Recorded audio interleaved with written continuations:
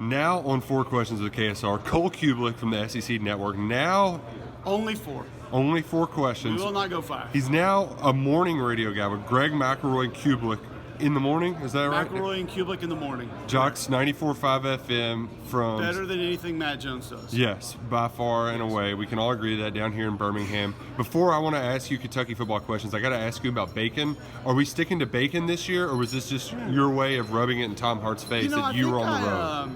I think I kind of cleaned the bacon out of the league last year, so I feel like most of it would be repetitive. So we probably should try something a little bit different this year. Maybe chicken wings from KS Bar and Grill, potentially? Messy, but possible. I think I might be ready to go more dessert this year. Ooh. So let's go sweets this year, and let's see what the SEC has to offer.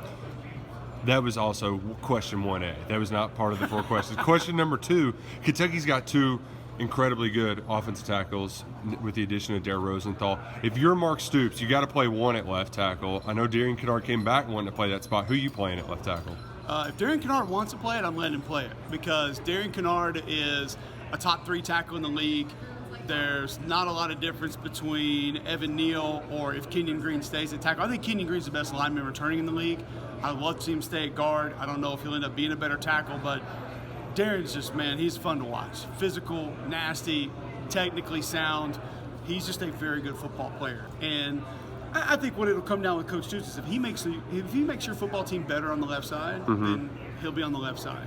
I understand that he probably wants to try to make more money. If you actually look at it, a lot of right tackles are getting paid in the NFL. Go back to Bakhtiari a couple of years ago. I mean, right tackle, it's not where left tackles are out-earning right tackles by 2 and 3 times. It's really, that gap is sort of closed. But if that's what he wants to do, I would give him a shot. I personally don't think Rosenthal – I thought Kentucky had the best offensive line returning in the league. Rosenthal doesn't change my opinion on that.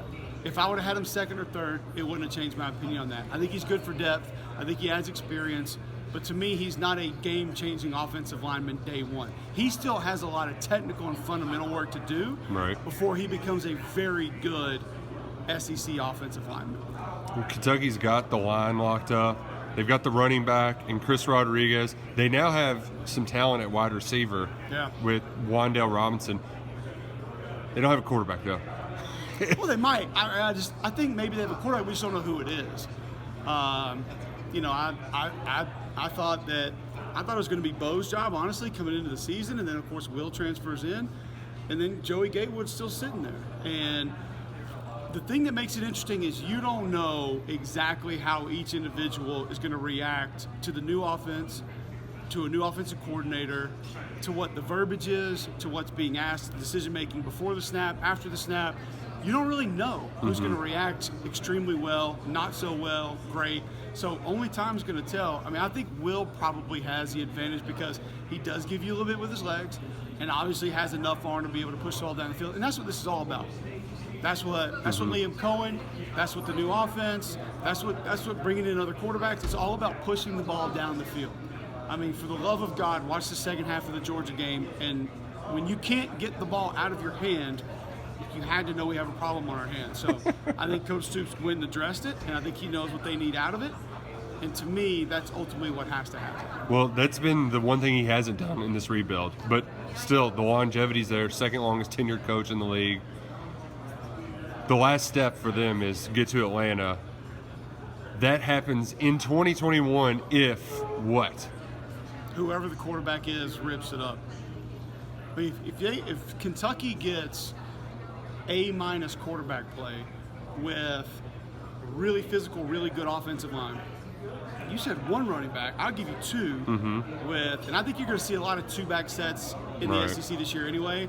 But Rodriguez and Smoke are perfect for that because Smoke can be your move guy, so you can motion him out, motion him in. You can have even sets, which sort of splits the defense. It makes them defend everything on both sides. Now all of a sudden, you get a quarterback that's ripping it up, and maybe how you cheated in an extra question, I'll cheat in an extra answer. A receiver that can stretch the field. And listen, I had like 3 Kentucky receivers kind of clap back at me on Twitter when I said the Wan'Dale Robinson signing was huge because they haven't had that. Right. But the best receiver that Kentucky's had in the last, 6-8 years had to go play quarterback. So Yeah. he couldn't even be a great receiver the entire time.